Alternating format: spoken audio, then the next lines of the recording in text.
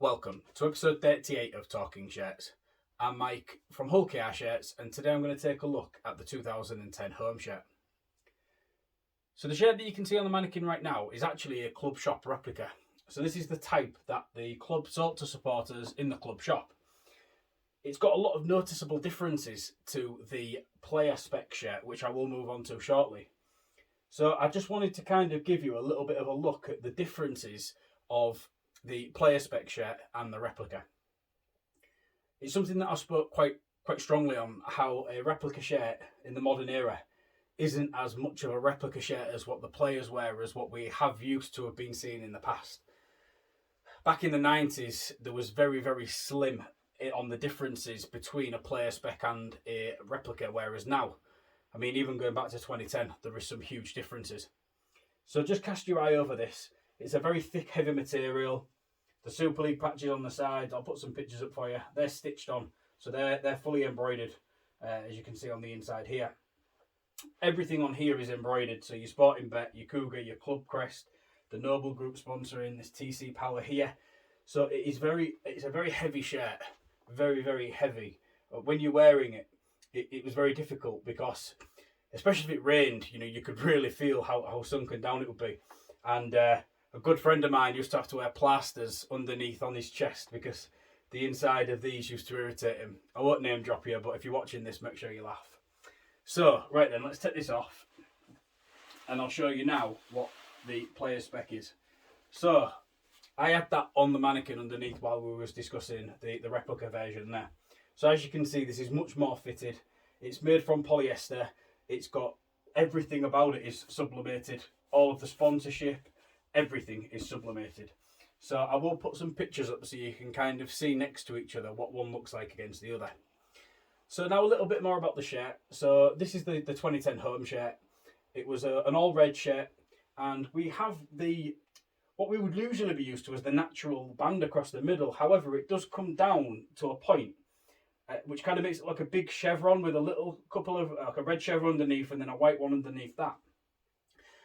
So we have seen this design before. So in 2004 it was used, and obviously more recently in 2021. So you can look at the shirts, and if you put the three shirts next to each other, which I'll do for you, you can kind of see the comparisons of how when we try something a little bit different, there's always a little bit of tradition thrown in there. So that's really nice to see.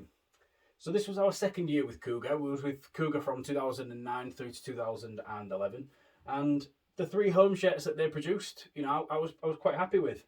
And again, this one here, it was my first home shirt that I bought. 2010 was my first full season attending Rovers, so this was the first shirt that I'd bought as a Rovers supporter, and I really like it. So we've got some reinforced stitching going around here. So as you can see from the replica, the neck's very different. We've got this reinforced stitching loop down here, and there's a little bit inside of the neck there as well. So yeah, it is very different. Swinging it round to the side, and you'll see here that we have got the sublimated Super League patches. This was during the franchise era of the Super League. So when this shirt was produced, well, it had gone into production maybe say 9 months before, but when the design process started long before that, they were able to put this logo on and sublimate it because the contract was already signed with Engage to support the Super League, and we already knew that Rovers was going to be in the Super League in 2011. So that's the last time it was sublimated on a shirt was 2011. Now, we have seen it on some of our plain shirts where we have them put a patch over the top of it, but again, this was also on the plain version, as you can see here, but it was also on the replica as well in that reinforced, that stitching really heavy look. I will put a picture of the two next to each other so you can see the differences, because there is a lot of difference between the two. So, flinging it around to the back, and you can see here that this shirt was worn by Peter Fox. So Peter Fox was with Rovers for 4 seasons, and within those 4 seasons he made over 100 appearances and he scored 56 tries. So all you have to do is look at his numbers to see how influential he was at Rovers in what was a reasonably successful period for the club from 2008 through to 2011 when he was with us.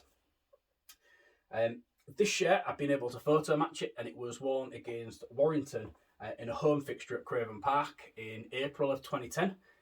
We won that fixture 36 points to 16, and Peter Fox scored 2 tries in this game. Now, from looking at the shirt, there's plenty of bobbling going on. The letters are starting to peel under here and at the top there. So I'm pretty certain this shirt will have been worn in a lot more games than that one. But once I found that it's been photo matched to one game, I try and put my attention onto photo matching something else, rather than trying to build up 5 or 6 games for one shirt.